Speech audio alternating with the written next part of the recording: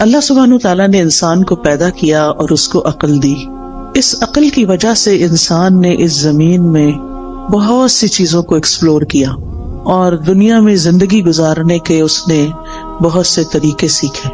اس زندگی میں ہم بہت سے کام کرتے ہیں، بہت سی ہماری ضروریات ہیں اور ان کو ہم پورا کرنے کے لیے طرح طرح کے طریقے آزماتے ہیں اور ان میں جو بیسٹ پریکٹسز ہوتی ہیں ان کو اختیار کر لیتے ہیں. ہماری ضرورت ہے کھانا پینا، تو آپ دیکھیں کہ اس میں کتنی ورائٹی ہے اور کتنے طریقے ہیں. اور اب جو کہ دنیا سمٹ گئی ہے ٹیکنالوجی کی وجہ سے، تو لوگوں نے ایک دوسرے سے بھی بہت کچھ سیکھا، مشرق نے مغرب سے، مغرب نے مشرق سے. جس ملک میں بھی جائیں ہر طرح کے کھانے اویلیبل ہیں.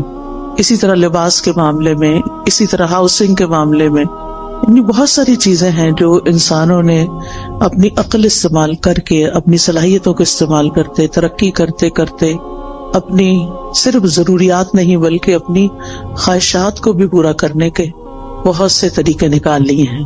اسی طرح انسان کا لباس ہے، انسان کے باقی زندگی کے کام کاج ہیں. لیکن اللہ سبحانہ تعالیٰ نے انسان کو صرف جسم نہیں دیا اور صرف جسم کی ضروریات نہیں دی کہ جس میں انسان عقل استعمال کرے. انسان کو اللہ نے روح بھی دی ہے اور اس کی اپنی ضروریات ہیں اور اس کے اپنے تقاضے ہیں. لیکن روح کی ضروریات پوری کرنے کے لیے اللہ سبحانہ تعالیٰ نے انسان کو صرف عقل کے حوالے نہیں کیا کہ وہ اپنی عقل سے سوچے کہ اس کو کیا کرنا چاہیے اور کیا نہیں کرنا چاہیے. پھر یہ بات بھی ہے کہ انسان اس دنیا میں اکیلا نہیں ہے. ہم کہیں بھی کسی آئی لینڈ پہ جا کے نہیں رہ سکتے، ہمیں انسانوں کے ساتھ رہنے کی ضرورت ہوتی ہے. پھر ان انسانوں کے ساتھ کیسے معاملہ کرنا چاہیے، ان کو ہم کیسے خوش رکھ سکتے ہیں، وہ ہمیں کیسے خوش رکھ سکتے ہیں. ہماری ان تمام ضروریات کو پورا کرنے کے لیے، یعنی ہماری روح کی ضروریات، ہماری انسانوں کے ساتھ معاملہ کرنے کی ضروریات، اور اسی طرح دیگر کچھ اور ضروریات بھی ایسی ہیں کہ جن کو انسان صرف اپنی عقل کی بنا پہ پورا نہیں کر سکتا. اس کے لیے اللہ سبحانہ تعالیٰ نے رسول بھیجے، ان پر کتابیں بھیجی. رسولوں نے انسانوں کو جینے کا ڈھنگ سکھایا، اچھے برے کا فرق بتایا، عقل کی رہنمائی کی اور انسانوں کو خوشگوار زندگی بسر کرنے کا طریقہ سکھایا. عام طور پر انسان کی غلط فہمی رہی ہے اور وہ یہ سمجھتا رہا ہے کہ اگر اس کی خواہشات پوری ہو جائیں گی تو اس کو ایک خوشگوار زندگی مل جائے گی، تو خوش ہو جائے گا. اسی لیے ہم دیکھتے ہیں کہ ہم اپنی خواہشات کی تکمیل میں بھاگ دوڑ کرتے ہیں، لیکن کچھ ہی عرصے کے بعد ہمیں پتہ چلتا ہے کہ جو کچھ ہم زندگی میں چاہتے تھے وہ سب کچھ تو مل گیا، پر دل اب بھی خوش کیوں نہیں؟ تو کس چیز کی کمی ہے؟ وہ اندر ایک ویکیوم سا کیوں ہے، ایک خلا کیوں ہے، ایک اداسی سی کیوں ہے، ایک بے اطمینانی اور بے سکونی سی کیوں ہے؟ وہ کیسے دور ہوگی؟ اس کے لیے انسانوں نے اپنے اپنے طریقے ایجاد کیے اور اپنے طریقوں سے اس ضرورت کو پورا کرنے کی کوشش کی، لیکن ناکام رہا. ہاں، اللہ کے وہ سمجھدار بندے جنہوں نے پیغمبروں کی بات کو مان لیا اور اس کے مطابق اپنی زندگی کو ڈھال لیا اور اللہ سبحانہ تعالیٰ کو پہچان لیا اور اس کے بندے بن کے رہے، تو انہوں نے اپنی زندگی کو بھی خوشگوار بنا لیا. اور پھر انہوں نے یہ جان لیا کہ زندگی صرف یہ نہیں ہے، یہ تو ایک امتحان کے لیے، زندگی تو اس کے بعد شروع ہوگی. لہٰذا انہوں نے اس زمین پر وہ کام کیے کہ جس سے ان کی دنیا بھی سنورے اور عاقبت بھی سنورے. بہرحال آج میں کچھ وہ باتیں آپ سے کروں گی کہ جس سے آپ کو اس دنیا میں اچھی سی زندگی بسر کرنے کے کچھ اصول، کچھ ضابطے ہاتھ آئیں، تاکہ ہم یہاں بھی سکون سے زندگی بسر کر سکیں اور بحیثیت مسلمان، چونکہ ہمارا ایمان ہے کہ مرنے کے بعد ہم دوبارہ اٹھائے جائیں گے. جیسے اللہ تعالیٰ نے پہلی دفعہ پیدا کیا، اس کے لیے کچھ مشکل نہیں کہ وہ ہمیں دوبارہ بھی پیدا کر دے. یعنی دوبارہ کی زندگی کا ثبوت کیا ہے؟ پہلی دفعہ پیدا ہونا. یہ زندگی دلیل ہے اس بات پر کہ مرنے کے بعد ایک اور زندگی بھی ہو سکتی ہے اور ہم سب دوبارہ اٹھائے جائیں گے. اور جب اٹھائے جائیں گے پھر اللہ تعالیٰ کے حضور پیش کیے جائیں گے اور پھر ہمارے اعمال تولے جائیں گے اور پھر اس کے مطابق ہمارا ٹھکانہ بنے گا. کچھ لوگ جنت میں جائیں گے، کچھ جہنم میں جائیں گے. جنت میں جانے والوں کے بھی درجات ہیں اور جہنم میں جانے والوں کے بھی درکات ہیں.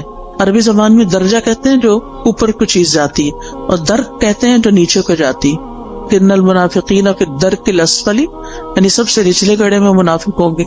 تو کچھ لوگ جنت میں جو جائیں گے، جنت میں بھی ان کے درجات ہوں گے. جنت کے بارے میں ایک روایت میں آتا ہے کہ اس کے 100 درجے. کچھ لوگ پہلے درجے پہ ہوں گے، کچھ 20ویں پہ ہوں گے، کچھ 30ویں پہ، اور کچھ آخری جنت الفردوس میں ہوں گے.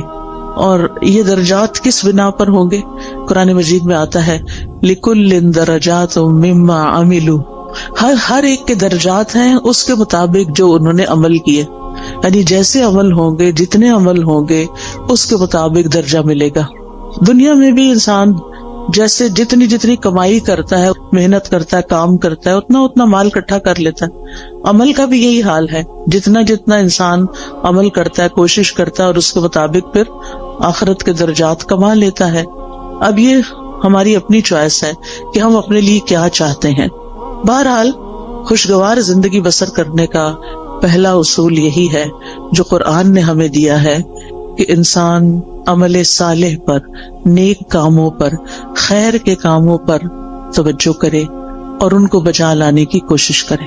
اس میں سورۃ النحل میں دیکھتے ہیں، آیت نمبر 97 ہے، من عمل صالحا من ذکر او انثى وهو مؤمن فلنحيينه حياة طيبة وَلَنَجْزِيَنَّهُمْ أَجْرَهُمْ بِأَحْسَنِ مَا كَانُوا يَعْمَلُونَ. جو کوئی نیک عمل کرے گا، جو بھی کوئی اچھا کام کرے گا، خواہ مرد ہو یا عورت ہو، شرط یہ کہ وہ مومن ہو. وَهُوَ مُؤْمِنٌ فَلَنُحْيِيَنَّهُ حَيَاةً طَيِّبَةً، تو ہم اس کو ضرور عمدہ زندگی بسر کروائیں گے.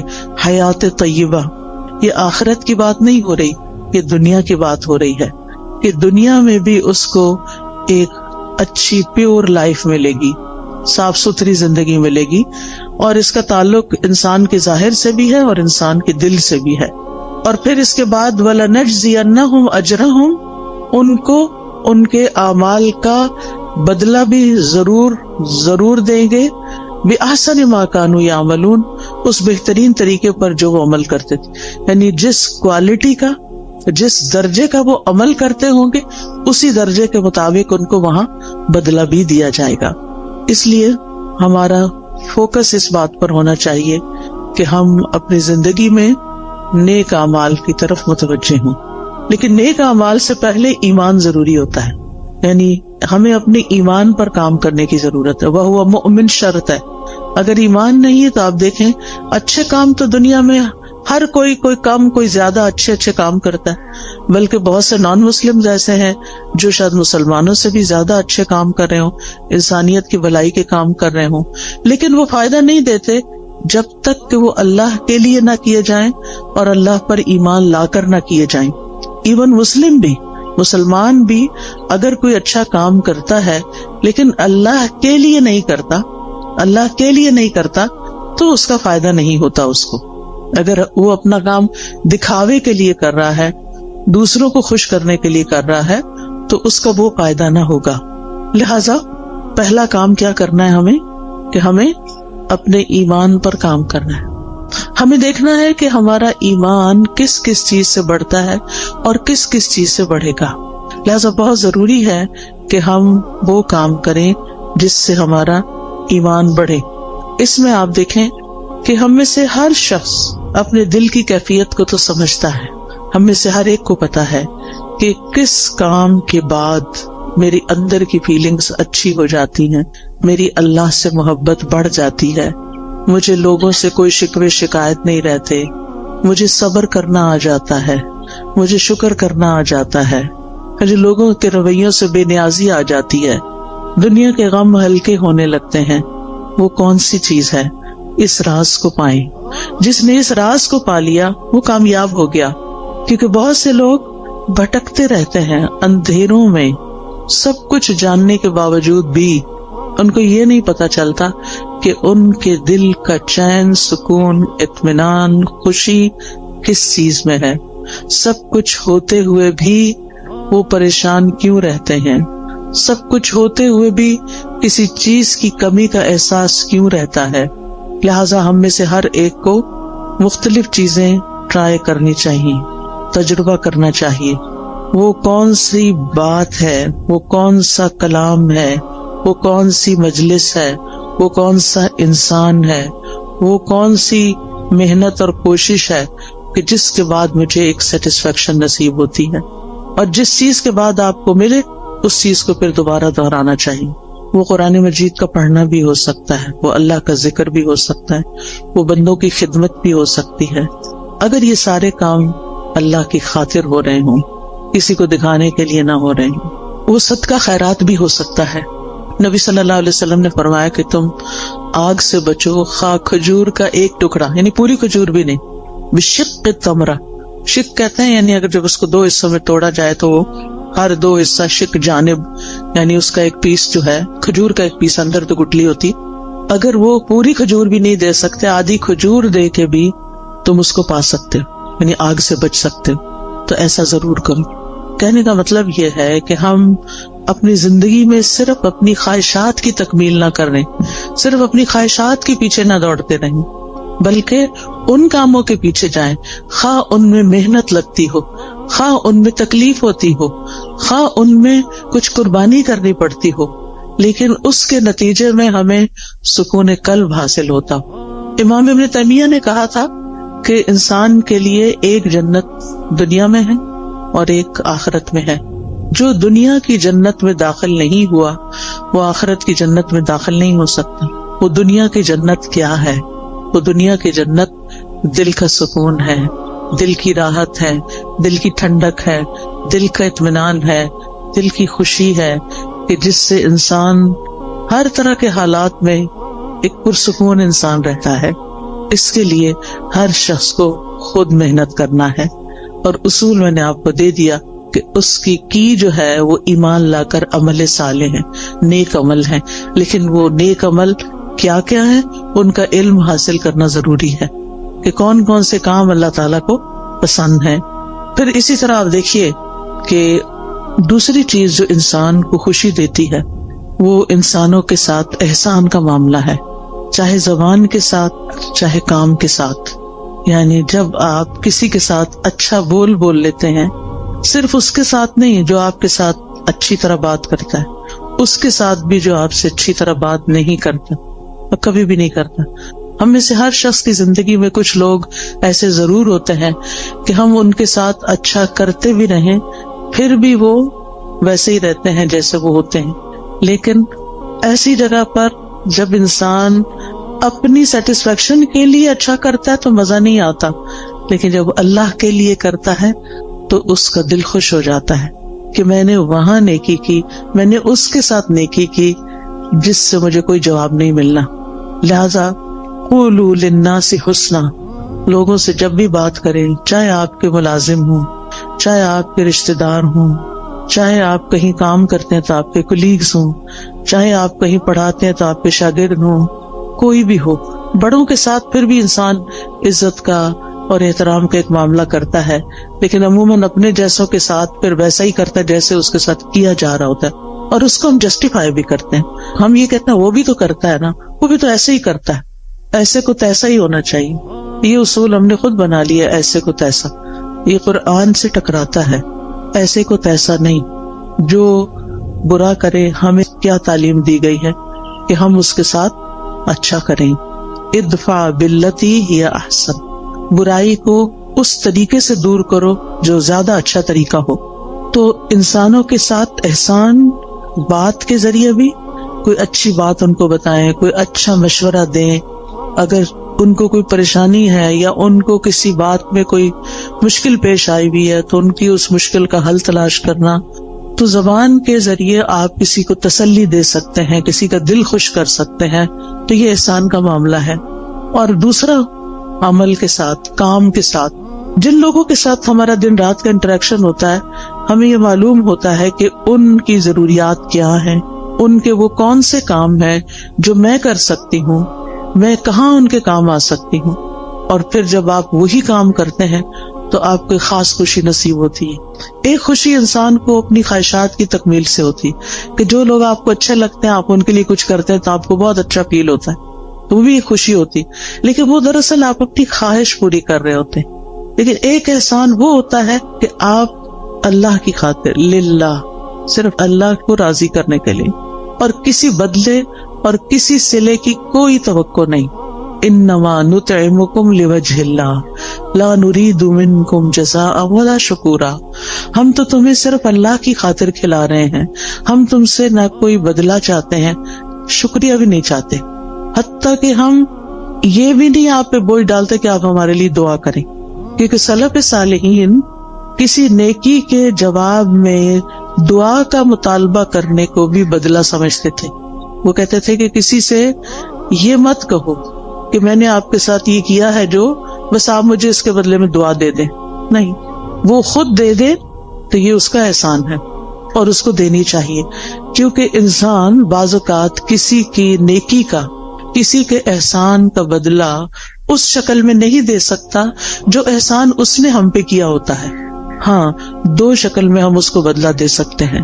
اس کی غیر موجودگی میں اس کی اتنی تعریف کریں کہ دل میں تسلی ہو جائے کہ ہم نے بدلہ دے دیا. یہ بدلہ دینے کا ایک طریقہ ہے. مثلاً کسی نے آپ کو پانی پلایا، اب وہ پلا کے تو کہیں چلا گیا، کوئی اجنبی تھا، راہ گزرتے ہوئے آپ سفر کر رہے تھے، آپ کو پیاس لگی، آپ نے کسی سے کہا کہ یہ پانی مجھے دے دو، اس نے دیا، وہ چلا، بات ختم. نہ آپ اس کو جانتے نہ وہ آپ کو جانتے. اب آپ بدلہ کہاں سے دیں گے اس کو؟ وہ تو ایک منٹ کے لیے ٹھہرا بھی نہیں کہ آپ سے شکریہ یا کوئی نذرانہ وصول کرے. اب آپ کی پیاس بجھی تو آپ کے دل سے دعا اٹھی.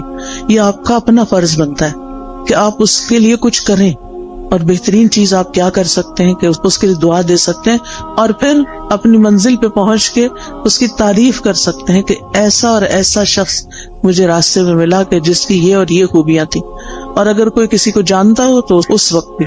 عام طور پر آپ دیکھیں کہ ہم اپنی مجلسوں میں جب بھی کسی کا ذکر کرتے ہیں عموماً نیگیٹو وے میں کرتے ہیں، اچھے انداز میں کم ہی کرتے ہیں اور کم ہی لوگوں کا کرتے ہیں. حتیٰ کہ اپنے والدین کے لیے بھی ہماری زبان سے اچھے الفاظ کم ہی نکلتے ہیں. ان سے بڑھ کے تو ہم پر کبھی کسی نے احسان نہیں کیا.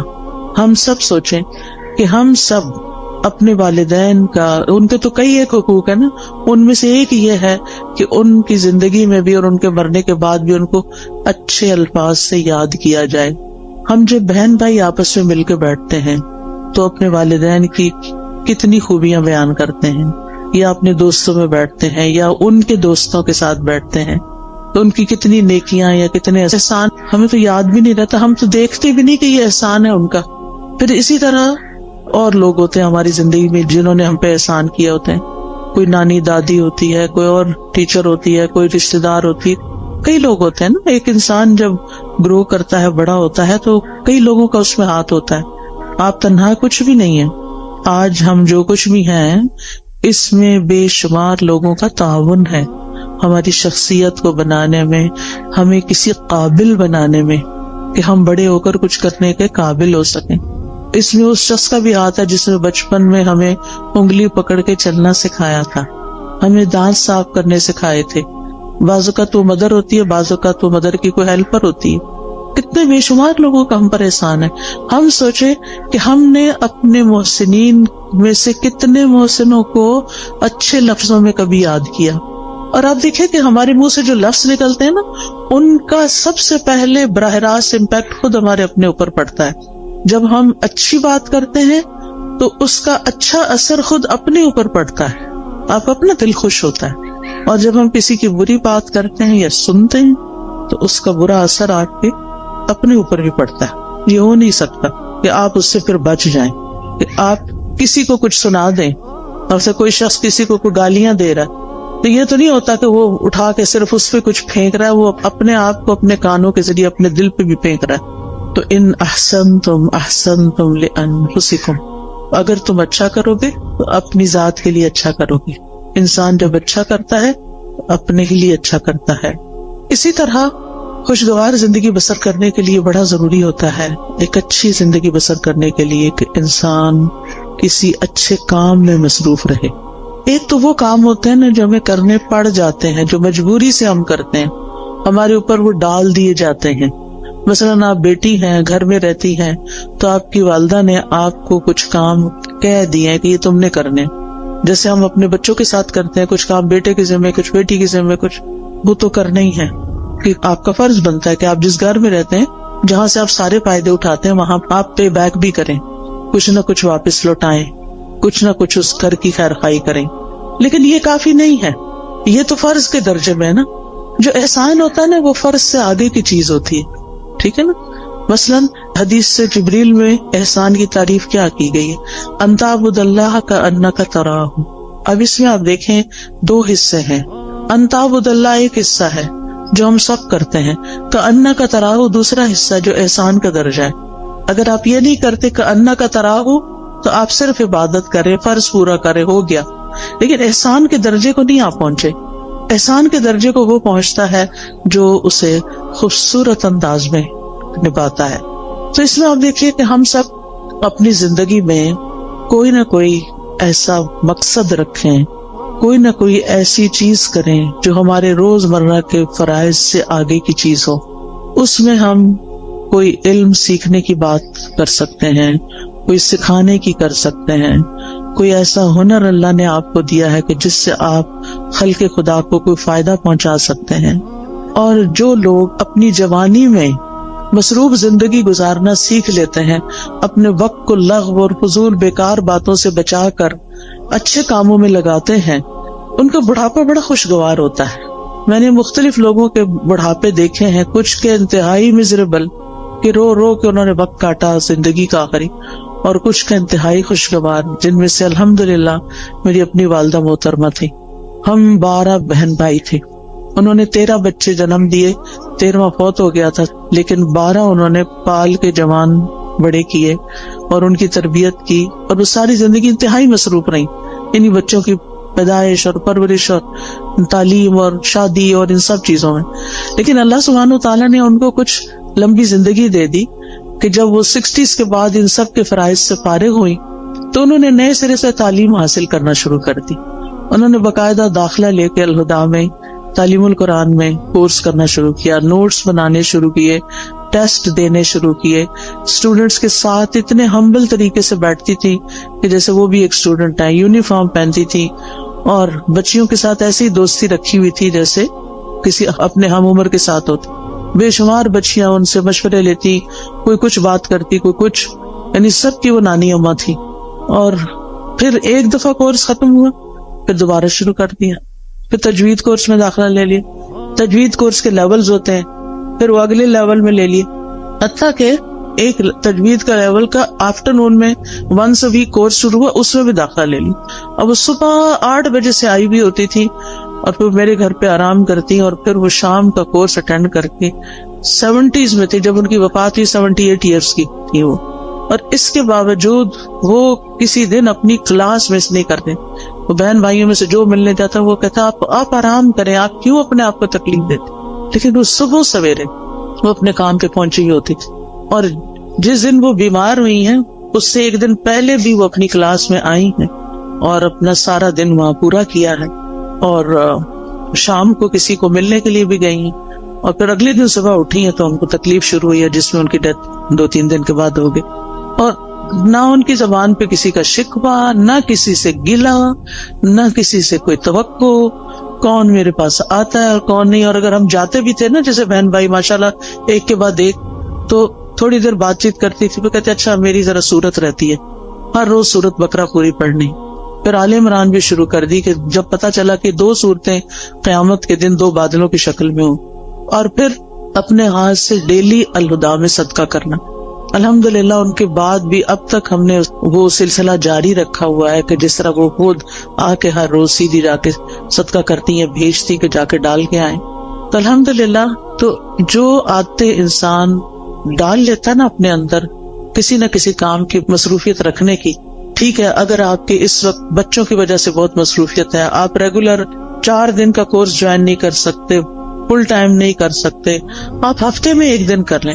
آپ باقاعدہ طالب علم بنیں، آپ پڑھیں، سبق یاد کریں، ٹیسٹ کریں، تب آپ کو پتا چلے گا آپ کہاں کھڑے ہیں. اس پڑھنے میں اور صرف ایک لسنر کے طور پہ سن کے اٹھ کے بلا دینے میں بہت بڑا فرق ہے. جب آپ باقاعدہ طالب علم بنتے ہیں، اور طالب علم کے تو اجر ہی بہت بڑا ہے کہ جو شخص علم کے راستے پہ چلا وہ جنت کے راستے پہ چلا. تو چاہے ہفتہ وار کلاس لیں، چاہے ڈیلی لیں، چاہے صبح کی لیں، چاہے شام کی لیں، چاہے رات کی لیں، چاہے آن لائن لیں، یعنی کوئی طریقہ اپنے لیے ضرور سوچیں. یا پھر اگر آپ نے سب کچھ کر لیا اور آپ ون سے بھی وہ کرتے ہیں پھر بھی ٹائم ہے تو خدمت خلق، سوشل ورک کا کوئی نہ کوئی کام ضرور کریں.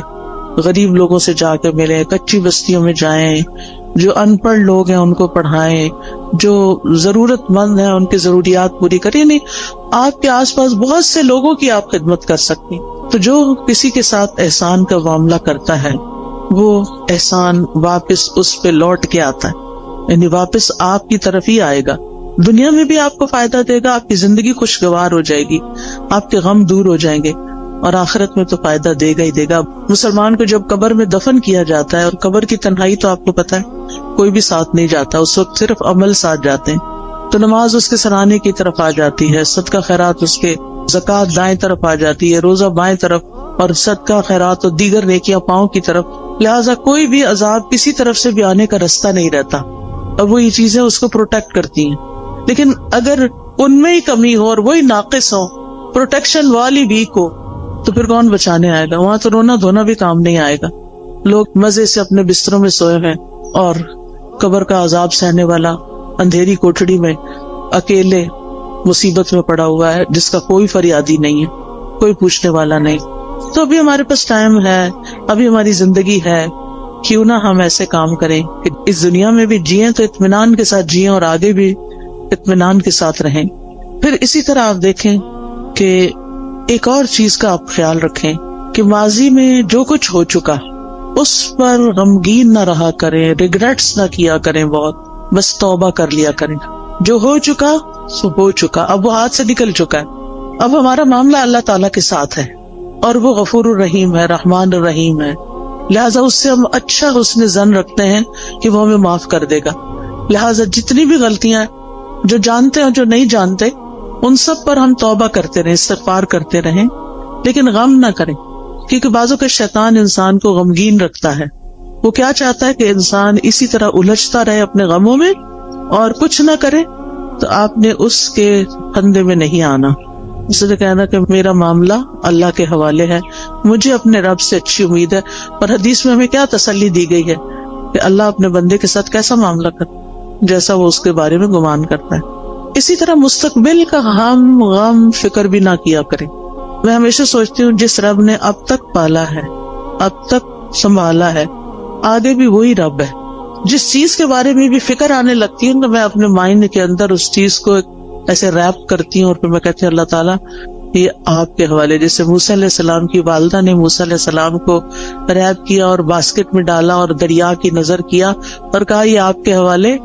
ایسے ہی امیجنیشن میں جو چیز بچوں کے بارے میں فکر ہے تو ان کو بھی اسی طرح ریپ کر کے اللہ کے حوالے کر دیا کروں. میں باقاعدہ بولتی ہوں یہ لفظ، اللہ آپ نے موسیٰ علیہ السلام کی جیسی حفاظت کی تھی ایسی میرے بچے کی آپ حفاظت کریں. یوسف علیہ السلام کا جو ماحول تھا سارا، وہ کیسا تھا؟ مصر میں کسی اسلامی ماحول میں تھے، کسی اسلامی اسکول میں جا رہے تھے، یا کسی اسلامی درسگاہ میں تھے، یا کسی مسجد میں بیٹھے رہتے تھے. وہاں تو مسجد نام کی کوئی چیز نہیں تھی، وہاں تو کچھ نہیں تھا ان کے پاس. ہر طرف برائی کے مواقع تھے. کس نے حفاظت کی؟ اللہ نے حفاظت کی. ہر وقت بچوں کے لیے پریشان نہ رہا کریں. آپ کہا کریں کہ اللہ میں نے ان کو تیرے حوالے کیا، آپ نے یوسف علیہ السلام کی حفاظت کی تھی، آپ میرے بچے کے ایمان اور دین کی بھی حفاظت کریں، اور اللہ کرے گا. تو جس چیز کے بارے میں آپ فکر کرتے ہیں نا، اس کے لیے اپنی تدبیر ضرور کریں، کوشش کریں، محنت کریں، لیکن ہر چیز ہمارے ہاتھ میں نہیں ہے، اللہ کے ہاتھ میں ہے. اور اللہ کا جب اذن ہوتا ہے تو وہ چیز ہو جاتی ہے. انما امرہ اذا اراد شیئا ان یقول لہ کن فیکون. تو اس طرح اپنے بوجھوں سے آزاد ہوں تاکہ آپ شرح صدر کے ساتھ حال میں اس وقت جو کام کر رہے ہیں اس پہ فوکس کریں. مثلا میں اگر اس وقت پڑھا رہی ہوں، کچھ سکھا رہی ہوں، اور میں غم لگا کے بیٹھی بھی ہوں کسی اور چیز کا، تو میں کوالٹی نہیں دے سکتی. آپ اگر یہاں بیٹھے ہوئے اور سوچ رہے ہیں کوئی گھر میں مسئلے کا، تو آپ کا آدھا دل ادھر ہے آدھا ادھر ہے، آپ ڈیوائیڈڈ ہیں، آپ انجوائے نہیں کر سکتے. اس وقت آپ سب کچھ چھوڑ کے آئے ہیں، ریلیکس ہو جائیں، سکون سے بیٹھیں، اطمینان سے سنیں، اپنے لیے کچھ پک کریں، یاد رکھیں، ساتھ لے کے جائیں اور اس کے مطابق زندگی بسر کریں تاکہ یہاں آنے کا کچھ فائدہ ہو آپ کو. تو اپنے سارے خیالات کو کیا کرنا ہے, اکٹھا کر کے اس نقطے پہ فوکس کرنا ہے جو آپ اس وقت کام کر رہے ہیں. پھر ایک اور چیز جو دلوں کو بڑا اطمینان دیتی ہے اور وہ ہے اللہ کا ذکر. اٹھتے بیٹھتے چلتے پھرتے ہر موقع کا ہمیں ذکر سکھا دیا گیا. آپ سیڑھی چڑھ رہے ہیں تو آپ اللہ اکبر کہیں, آپ اتر رہے ہیں تو سبحان اللہ کہیں, آپ کہیں انٹر ہو رہے ہیں تو بسم اللہ پڑھیں, آپ کہیں سے نکل رہے ہیں تو دعا پڑھ لیں, آپ گاڑی میں بیٹھے ہیں تو دعا پڑھ لیں, آپ گھر میں داخل ہوئے تو پڑھ لیں, آپ گھر سے نکل رہے ہیں تو پڑھ رہے ہیں, کھانا کھانے لگی تو آپ پڑھ لیں, کھانا کھا چکے ہیں تو دعا پڑھ لیں, آپ سونے لگے ہیں تو دعا پڑھ لیں, کوئی آ گیا ہے تو سلام دعا میں دعائیں ہیں. یعنی کون سی چیز ایسی ہے جس کے بارے میں ہمارے دین نے ہمیں رہنمائی نہیں دی اور ہمیں دعائیں نہیں سکھائی. ہمیں پتہ نہ ہو تو وہ الگ بات ہے. لہٰذا کثرت سے اللہ کا ذکر. قرآن مجید میں اللہ تعالیٰ اپنے مومن بندوں اور بندیوں کی صفت یہ بیان کرتے ہیں وَالذَّاكِرِينَ اللَّهَ كَثِيرًا وَالذَّاكِرَاتِ, کہ وہ کثرت سے اللہ کا ذکر کرنے والے ہیں, مرد بھی اور عورتیں بھی. اور اس کے علاوہ فارغ اوقات میں ڈرائیو کر رہے ہیں, آپ گھر کے کام کاج کر رہے ہیں, کھانا پکا رہے ہیں, لانڈری کر رہے ہیں, کلیننگ کر رہے ہیں, کچھ بھی کر رہے ہیں, آپ کی زبان اللہ کے ذکر سے تر رہے, کیونکہ اللہ تعالیٰ کا وعدہ ہے الا بذکر اللہ تطمئن القلوب. اور یہ بھی آتا ہے الذین آمنوا وتطمئن قلوبہم بذکر اللہ. وہ لوگ جو ایمان لائے ہیں, ایمان والے جو ہیں, ان کے ذکر اللہ کے ذکر سے ہی اطمینان پاتے ہیں. اگر ذکر کچھ لوگ کہتے ہیں ذکر بھی کرتے پر چین نہیں آ رہا, پھر اپنے ایمان پہ کام کریں, کیونکہ اللہ تعالیٰ نے ایمان والوں کی تو یہی صفت بیان کی کہ ان کو اللہ کے ذکر سے چین آ جاتا ہے, ان پہ یہ دوائی کام کر جاتی ہے. اور اگر آپ پر یہ دوائی کام نہیں کر رہی تو پھر دوائی کا قصور نہیں ہے, کچھ مشکل آپ کے اندر ہے, کیونکہ ذکر تیر بہدف نسخہ ہے. تیر بہدف کا مطلب ہوتا ہے نشانے پہ جا کے لگتا ہے, جس قسم کی آپ کو تکلیف ہو اس کا علاج ہے. پھر اسی طرح اپنی روزمرہ کی گفتگو میں اللہ کی نعمتوں کا ذکر شروع کر دیں, اللہ کی نعمتوں کو دیکھنا شروع کریں, چھوٹی چھوٹی باتوں پر شکر ادا کریں. مثلاً آپ واش روم میں جاتے ہیں, ٹیپ کھولتے ہیں, گرم پانی آتا ہے, صرف ہاتھ دھو کے وضو کر کے نہا کے باہر نہ نکلیں, بلکہ کیا کریں, دل ہی دل میں, ادھر اللہ کا ذکر تو نہیں ہم نے کرنا ہوتا واش روم میں کھڑے ہو کر, دل ہی دل میں کریں شکر ہے, شکر, لفظ شکر منہ سے نکالتے جائیں, شکر کا لفظ بولنا تو واش روم میں منع نہیں, شکر ہے, شکر ہے, شکر ہے. اسی طرح کوئی بھی اور چیز جو آپ کے گھر میں اللہ نے آپ کو سہولت دی ہوئی, مثلاً سردی ہے اور اللہ نے آپ کو ہیٹر جیسی نعمت دی ہوئی ہے, آن کرتے ہوئے آف کرتے ہوئے اللہ تیرا شکر ہے تو نے یہ نعمت دے رکھی ہے. کتنے ہی لوگ ایسے ہیں جن کے پاس یہ نعمت نہیں ہے, کتنے ہی لوگ ہیں جن کے پاس پورا لباس بھی نہیں ہے, ان کے پاس آپ جیسی رضائی بھی نہیں ہے, ان کے پاس جوتے بھی نہیں ہیں, جرابیں بھی نہیں ہیں, پورا کھانا بھی نہیں ہے. ہمیں تو سردی لگتی ہے, کہتے چائے کا کپ پی لو سردی ختم ہو جائے گی, یہ فلاں حلوہ کھا لو, فلاں کتنی سوغاتیں ہم نے بنائی ہوئی ہیں سردیوں کی اپنی سردی کو دور کرنے کے لیے. کیسی کیسی نعمتیں اللہ نے دی ہیں. یعنی صرف کھانے کی حد تک تھوڑی رہتے ہیں ہم سب کہیں نہ کہیں سے کچھ نہ کچھ بچا کے کر کے ہم اپنے لیے کچھ نہ کچھ ایکسٹرا بنا لیتے ہیں. کتنے لوگ ہیں جن کے پاس یہ سب کچھ, پھر بھی ہم روتے ہیں کیونکہ ہم شکر ادا نہیں کرتے. آپ چل سکتے ہیں, آپ بول سکتے ہیں, آپ کو کوئی اچھی سی خوشبو آتی ہے, شکر, اللہ تیرا شکر. اللہ کی نعمتوں پر شکر ادا کرنا سیکھیں, اور لوگوں سے بھی بات کریں تو نعمتوں کا ذکر کریں, مسائل کا نہ ہر وقت کریں. مشکل پتہ کیا ہے, ہم صرف مسائل کو ڈسکس کرتے ہیں, یہ مسئلہ پیش آ گیا, وہ مسئلہ پیش آ گیا, یہ مسئلہ حل نہیں ہوا, وہ مسئلہ حل نہیں. شوہر گھر آئے گا تو مسائل کی پٹاری کھل جائے گی, بچوں سے ملاقات ہوگی تو مسائل ہیں, کیوں ہر وقت مسائل کی باتیں کریں. مسائل جس وقت یاد آئے نا, دیر اینڈ دین دل ہی دل میں اللہ کو پکار لیا کریں, اللہ تعالیٰ یہ مسئلہ تو ہے, بس آپ حل کر دیں, سارے خزانے تیرے ہاتھ میں, آپ نہیں کرنا ہے. اور واقعی ہم نے خود تو کرنا نہیں ہوتا, کوشش ضرور کریں, لیکن بندوں کے پاس حال کوئی نہیں ہے. بندے آپ کی طرح یا آپ سے بھی زیادہ کمزور ہوتے ہیں. جن بندوں پہ ہم ریلائے کر رہے ہوتے ہیں وہ بعض اوقات ہم سے بھی کمزور ہوتے ہیں. اسی لیے اللہ تعالیٰ نے قرآن مجید میں ایک مثال دی ہے. اللہ کے سوا جنہوں نے اور سہارے بنا رکھے ہیں, اولیاء بنا رکھے ہیں, مددگار سمجھ رکھے ہیں, ان کی مثال مکڑی کی طرح ہے جو ایک گھر بناتی ہے، اور گھروں میں سب سے کمزور گھر مکڑی کا ہوتا ہے۔ اگر مثال کے طور پر کہیں مکڑی کا جالا لگا ہوا ہے اور آپ ذرا سلپ ہونے لگے، پکڑے ذرا جالے کو، سہارا دے گا آپ کو؟ نہیں، کمزور ہے وہ جالا۔ کمزوروں کا سہارا چھوڑ کر سب سے طاقتور کا سہارا پکڑیں، اللہ پر توکل کریں، اللہ کا سہارا لیں، اللہ سے مدد مانگیں، اس پر یقین رکھیں، ہر چیز اس کے ہاتھ میں ہے۔ بیدہ الملک، ساری بادشاہت، ساری ملکیت اسی کی ہے۔ وہو علی کل شیء قدیر، اور وہ ہر چیز پر پوری قدرت رکھتا ہے۔ پھر آپ دیکھیں کہ جو چیزیں آپ کو پریشان کرتی ہیں نا، ان کی کسی وقت لسٹ بنا لیں، مجھے یہ بھی فکر ہے، مجھے یہ بھی فکر ہے، یعنی کیا کیا کیا کیا کیا کیا پریشان کر، کیا کیا غمگین کر، ہاتھ پہ ہاتھ رکھ کے نہیں بیٹھے رہیں، لسٹ بنائیں، کیا بادر کر رہا ہے، کیوں کر رہا ہے، اس مسئلے کا حل کیا ہے، ٹھیک ہے نا؟ تو ان مسائل کے حل کی کوشش بھی کرنی ہے، مسائل لکھ لینے، اس کا حل۔ پھر آپ دیکھیں کہ کن لوگوں کے پاس اتنی عقل سمجھ ہے کہ جو اس کو جان، مثلاً آپ بیمار ہوتے ہیں، کس کے پاس جاتے ہیں؟ یہ کس کے پاس جانا چاہیے؟ سب چپ بیٹھے، لگتا جاتے ہی نہیں ہے۔ ڈاکٹر کے پاس، ڈاکٹر شفا دیتا ہے؟ نہیں، تو پھر کیوں جاتے ہیں؟ ذریعہ بنتا ہے، ٹھیک ہے۔ اس کوشش کی وجہ سے جو ہم پر لازم کی گئی ہے کہ کوئی مسئلہ پیش آ جائے تو اس کو دور کرنے کے لیے کوشش کریں، یہ یقین رکھتے ہوئے کہ کوشش ہماری طرف سے اور شفا اللہ کی طرف سے۔ ہم جا رہے ہیں ڈاکٹر کے پاس، ڈاکٹر اپنے علم کی روشنی میں ہمیں مشورہ دے گا، دوائی دے گا، اس دوا میں شفا اللہ ڈالے گا، ایسے سوچا کریں، ٹھیک ہے۔ گیزر خراب ہو جائے تو کس کے پاس جاتے ہیں؟ پلمبر کے پاس۔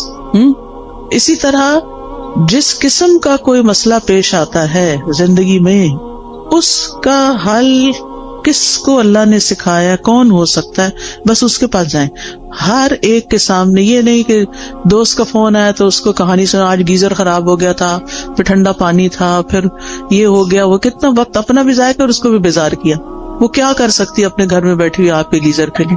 ہاں، یہ ہو سکتا ہے، آپ کو نہیں پتا کسی اچھے پلمبر یا کسی اچھے کام کرنے والے، آپ اسے یہ کہہ سکتی آج یہ مسئلہ پیش آیا ہے، تمہارے علم میں کوئی ہے جو یہ مسئلہ حل کر سکے؟ اگر ہے تو ٹھیک، ورنہ آگے چلو، کوئی اور بات کرو۔ ہم عقل کا ثبوت نہیں تھا، ہر بات ہر ایک سے نہیں کرنی ہوتی۔ ہم سمجھتے ہیں جو سامنے آ گیا، جو مل گیا، اس کو ہم اپنی کہانی سنا دیں گے کہ مسئلہ حل ہو جائے گا۔ ایسا نہیں ہوتا مسئلہ حل۔ پھر اگر وہ حل نہیں کرتا، یا ہم اگر اسے غلط توقع، غلطی ہماری، غلط توقع ہم نے رکھی، پھر اگر مسئلہ حل نہیں ہوا تو پھر ہمیں اس سے شکوہ ہو جاتا ہے، پھر ہم اس سے ناراض ہو جاتے ہیں، اس نے تو میرے لیے کچھ کیا ہی نہیں، وہی وہ بیچارہ کر ہی نہیں سکتا تھا، غلطی تو آپ کی کہ آپ نے اس کو پکڑا، ٹھیک ہے۔ اور ویسے بھی جب تک مسئلہ حل نہیں ہوتا نا، تو اپنے آپ کو تسلی دینے کے لیے سوچا کریں کہ مجھ سے بھی زیادہ بہت سے لوگ ایسے ہیں جن کے اس سے بھی زیادہ مسائل ہیں۔ کوئی بیماری آ گئی، اللہ نہ کرے، اس میں آپ کیسے پرسکون رہ سکتے ہیں؟ ان سب کو سوچیں جو اس بیماری میں مبتلا ہے، بلکہ اس سے بھی ورس کنڈیشن ہے، تو آپ اللہ کا شکر ادا کرنے لگ جائیں کہ شکر ہے میں اس طرح کے مسئلے میں نہیں ہوں، اور اللہ نے مجھے وہ ساری سہولتیں دی ہیں کہ میرا علاج ہو سکتا ہے۔ کتنے لوگ ہیں جو اپنا علاج کرا سکتے ہیں، اور کتنے لوگ ہیں جن کو اچھے ڈاکٹرز مل سکتے ہیں۔ لہٰذا نعمتوں کا ذکر کرتے رہیں اور غموں کا ازالے کی کوشش میں لگے رہیں۔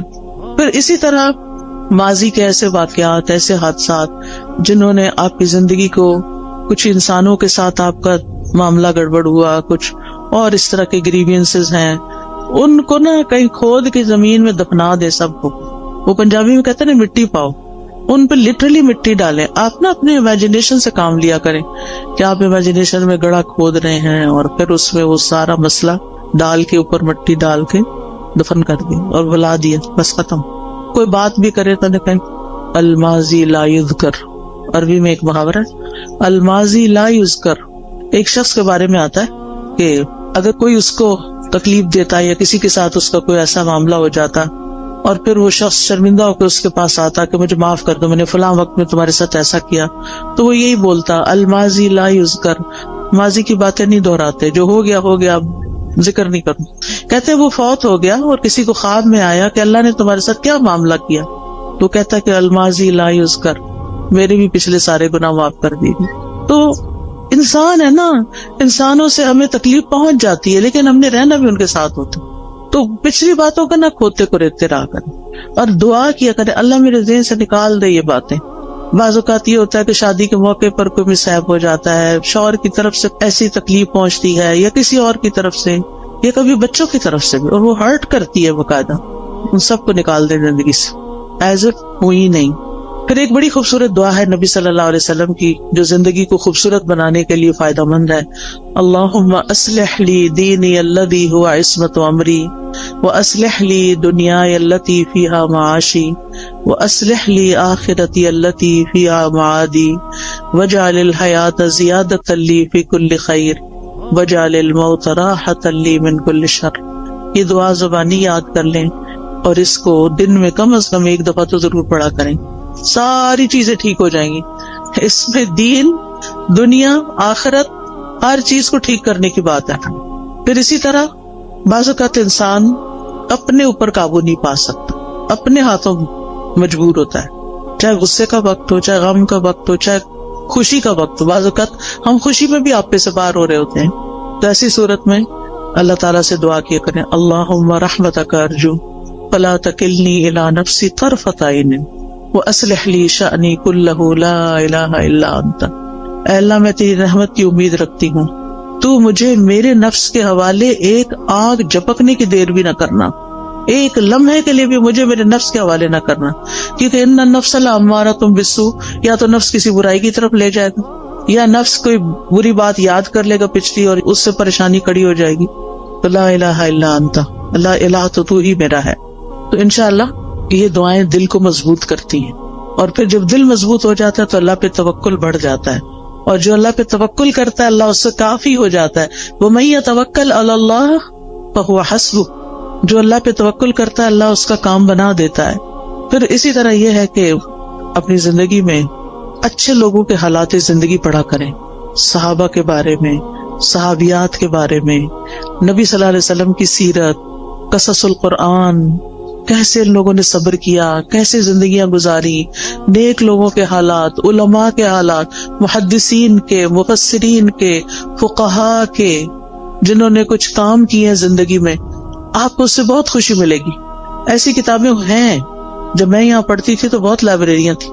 دیال سنگھ لائبریری تھی، آئی ڈونٹ نو ابھی ہے یا نہیں. پھر اسی طرح یہ کلب روڈ پہ لائبریری تھی، میں اس میں بھی جایا کرتی تھی، مال پہ جو کلب روڈ پہ لائبریری. پھر اسی طرح یونیورسٹیز کی لائبریری، کالجز کی لائبریریز اور جگہوں پہ لائبریری. تو آپ ایسی کتابیں لا کے بھی پڑھ کے واپس کر سکتے ہیں، ورنہ ہی کہ اب تو نیٹ پہ ہر چیز اویلیبل ہے. ایسے لیکچرز اردو اور انگلش میں موجود ہیں جو حیات صحابہ اور صحابیات اور علماء امت کے بارے میں، مسلم ہیروز کے بارے میں موجود ہیں، ان کو سنیں. اس سے یہ ہے کہ آپ کی زندگی صراط مستقیم پہ آئے گی، کیونکہ ہم ہر روز کہتے ہیں اهدنا الصراط المستقیم صراط الذین انعمت علیہم غیر المغضوب علیہم ولا الضالین. تو انشاءاللہ ان لوگوں کی زندگی میں آپ کو بڑی بڑی رہنمائیاں ملیں گی. پھر اسی طرح یہ ہے کہ زندگی میں اعتدال بڑا ضروری ہے.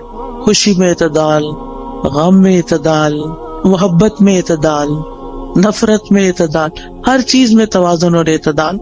پھر اسی طرح لوگوں کے رحم و کرم پہ خود کو نہیں چھوڑنا کہ انہوں نے کچھ کہہ دیا تو آپ پریشان ہو گئے، انہوں نے کوئی تعریف کر دی تو آپ خوش ہو گئے. خوشی لوگوں میں نہیں ڈھونڈے، خوشی اپنے اندر ڈھونڈے. within yourself. آپ لوگوں کی مرضی پہ جینا نہ شروع کریں، اللہ کی مرضی پہ جئیں. اب لوگ ایسا لباس چاہتے ہیں تو ہم ویسے بن جائیں. کیوں بن جائیں؟ میرا رب تو کچھ اور چاہتا ہے، لوگ کچھ اور چاہتے ہیں. میں نے تو لوٹ کے رب کے پاس جانا ہے، میں کیوں لوگوں کو خوش کرتی رہوں؟ مجھے تو اپنے رب کو خوش کرنا ہے. اور اسی طرح تمام معاملوں میں. پھر آپ دیکھیے کہ جب آپ کوئی بھی ایسی چیز کریں گے یعنی جو رب کی مرضی کے مطابق ہوگی، رب کی مدد سے ہوگی، رب کی خاطر ہوگی، تو اس چیز میں برکت بہت ہو جائے گی. للہ و باللہ و علی اللہ، اللہ کے لیے، اللہ کی مدد سے اور اللہ پہ بھروسہ کرتے ہوئے. اور پھر یہ کہ اپنے اوپر ناجائز بوجھ نہ ڈالا کریں. مومن اپنے آپ کو ذلیل نہیں کرتا، ایسے فتنوں اور ایسے کاموں میں نہیں پڑتا کہ جن کا وہ بوجھ نہ اٹھا سکے. لہذا جذبات میں آ کے ایسے کام مت شروع کر دے کہ جن کو آپ 2 دن کر کے پھر تھک جائے اور کہ آپ میں نہیں کر سکتا. جو بھی کام شروع کرے بیبی سٹیپ لیں، چھوٹا چھوٹا کریں، پھر آگے بڑھتے جائیں. ورنہ بڑا بھی کام کرنا ہے نا، 1000 میل کا بھی سفر طے کرنا تو 1 قدم سے شروع کریں. اور پھر پہنچ جائیں گے آپ اپنی منزل.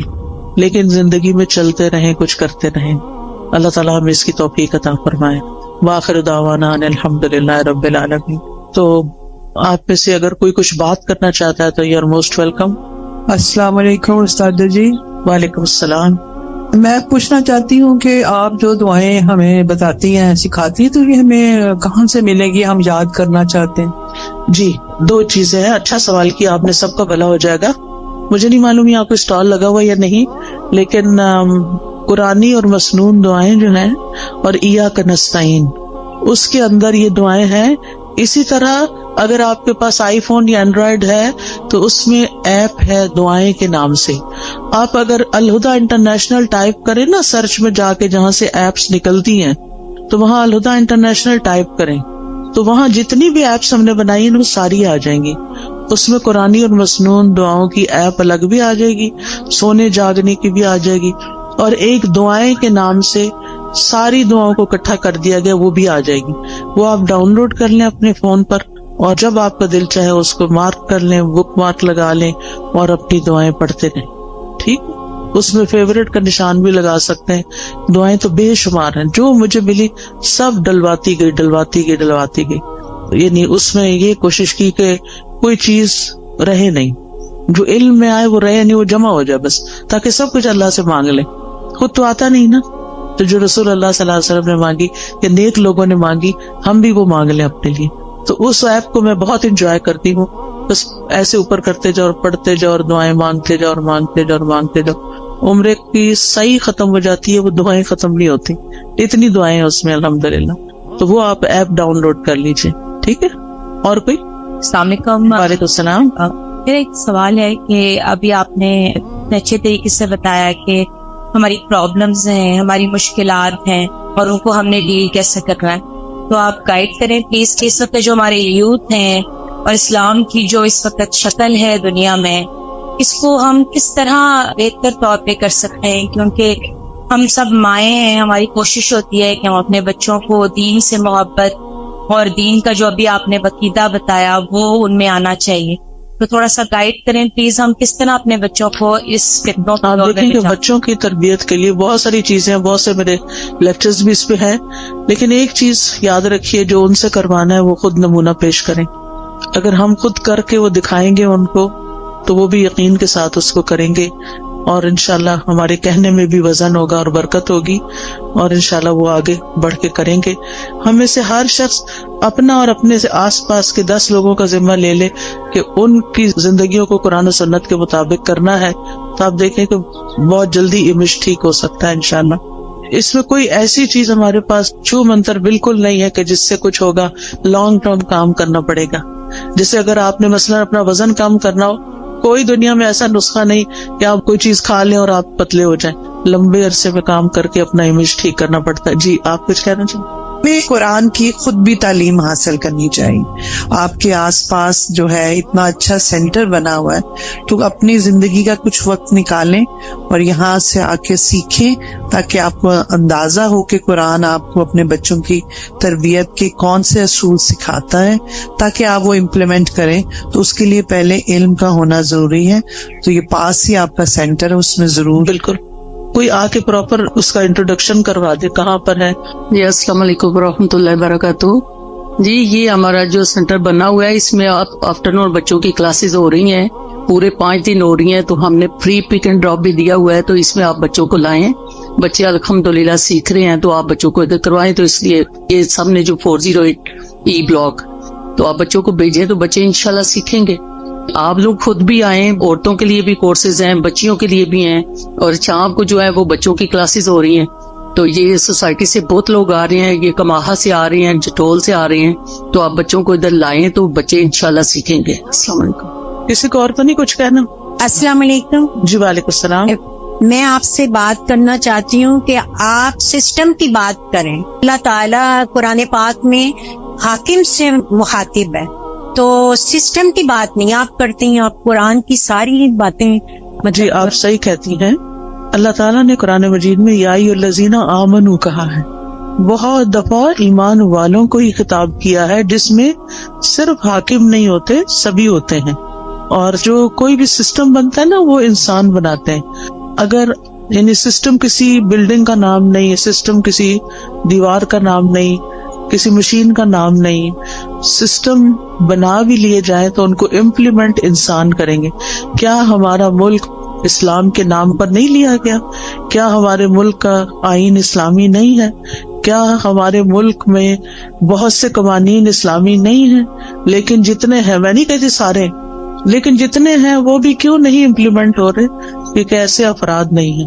ہم سب کو افراد کی تیاری کی کوشش کرنی چاہیے, خود بھی صحیح ہوں اور افراد کو بھی تیار کریں تاکہ وہ سسٹم کو چلائیں. ٹھیک ہے, اور کوئی؟ السلام علیکم. وعلیکم السلام. میں اور میرے بچے آپ کا بہت فین ہے. آج مجھے بڑی خوشی ہو رہی ہے, میں نے آپ کو دیکھا ہے بائی فیس. جی, بات یہ ہے کہ ہم لوگ جب نماز پڑھتے ہیں تو مجھے یہ اکثر کنفیوژن ہوتی ہے کہ میں کئی دفعہ باقاعدہ بیٹھ کے میں دعا نہیں کر سکتی. اکثر ایسا ہوتا ہے. تو یہ ہاتھ باندھ کے دعا کرنا یہ بھی ایک بہت ثواب کا کام ہے. مجھے اکثر ایسے کام ہوتے ہیں کہ مجھے چلنا پھرنا پڑ جاتا ہے. تو اس میں کوئی مجھے فرق تو نہیں پڑتا کیونکہ اللہ تعالیٰ کہتا ہے چلتے لیٹتے اٹھتے بیٹھتے آپ دعا کر سکتے. جی کر سکتے ہیں. تو نماز کے بعد کی اسپیشلی جو دعائیں, نماز کے بعد جو شخص مصلی پہ بیٹھ کے دعا کرتا ہے اس کا فائدہ بہت ہے. اللہ تعالیٰ فرشتہ مقرر کر دیتے ہیں جو اس بندے کے لیے جو مصلی پہ بیٹھ کے دعائیں کر رہا ہو یا ذکر کر رہا ہو اس کو دعائیں دیتے ہیں. اللہم اغفر لہ, اللہم ارحمہ, اللہ اس کی بخشش فرما, اس پہ رحم فرما. لہٰذا اگر آپ نیچے نہیں بیٹھ سکتے آپ کرسی پہ وہیں بیٹھ جائیں, ٹھیک ہے, لیکن بیٹھ کے کریں. الا یہ کہ آپ کا کوئی ایسا کام ہے, آپ کو جلدی اٹھنا ہے, بچوں کا ناشتہ بنانا ہے, کوئی اور کام کرنا ہے, تو پھر دعائیں نہ چھوڑیں, ساتھ ساتھ بھی کر لیں. افضل یہ ہے کہ بیٹھ کے کریں. السلام علیکم استاذہ. وعلیکم السلام. استاذہ میں آپ کی جو جدہ سینٹر ہے اس میں ابلا ستارہ اور ابلا ہمنا کی طالبہ ہوں. ٹھیک ہے, مجھے بہت خوشی ہوئی آپ کو یہاں پر بھی دیکھ کے. جدہ میں میری آپ سے ملاقات ہو چکی ہے. ٹھیک ہے. جی, ابھی صدقہ جاریہ کی آپ بات کر رہی تھی تو آپ کے لیے بھی خوشخبری ہے اور میرے لیے بھی الحمدللہ. میری بچیاں مسجد نبوی کی طالبہ ہیں اور آن لائن پڑھتی ہیں وہاں سے. تو آپ ابھی یہ اسمال اسٹیپس کی بات کر رہی تھی تو میں I used to keep on playing the audio of Asma Huda in my home. الحمدللہ بچہ بھی حفظ کر چکا ہے اور بچیاں بھی کر رہی ہیں. تو جب یہ ان کو سنا رہی تھی وہاں کی ابلا کو مسجد نبوی کی, اینڈ شی آسکڈ کہ آپ نے اسما ہدا کا سنا ہوا ہے, تو مجھے اتنی خوشی ہوئی. آپ بھی ماں ہیں الحمدللہ, آپ کو بھی ان کی بشارت دنیا میں بھی اللہ تعالیٰ اچھے کام ان سے بھی لے. اور میری بچی کی بھی آواز سن کے انہوں نے کیا کہ یہ وہاں سے پڑھ کے آئی ہیں کبھی. الحمدللہ. جی, بس یہ چھوٹے چھوٹے سے اسٹیپس اگر ہم آئے لیں گی تو بالکل کچھ نہ نہیں. ہم جی بعض اوقات یہ سوچتے ہیں ہمارے پاس ریسورسز نہیں. الحمدللہ ہم ایسے دور میں پیدا ہوئے ہیں کہ ہمارے پاس آن لائن بہت سے ریسورسز موجود ہیں. کوئی بھی نہیں تو بھی ہم تنہا نہیں, بہت کچھ ہے ہم جس سے فائدہ اٹھا سکتے ہیں. السلام علیکم. وعلیکم السلام. ساتھ مجھے کوشچن کرنا ہے, جیسے آج کل بچوں کے ہم لوگ ریلیشنز کے لیے کوششیں کر رہے ہیں. بچوں کی چوائسیز ہوتی ہیں, بعض دفعہ فیملی پریشر ہوتا ہے کہ نہیں یہاں آپ کریں. تو اس میں ہم لوگ کو کیا کرنا چاہیے؟ بعض دفعہ ہوتا ہے ان کی چوائس میں ہم نکاح وغیرہ بھی کر دیتے ہیں, ہوتا ہے کہ چلو جائز طریقے سے آپ ایک دوسرے سے ریلیشن قائم رکھیں, بٹ گرلس کے جو ہوتے ہیں لڑکیوں کے پیرنٹس وہ پسند نہیں کرتے کہ بچہ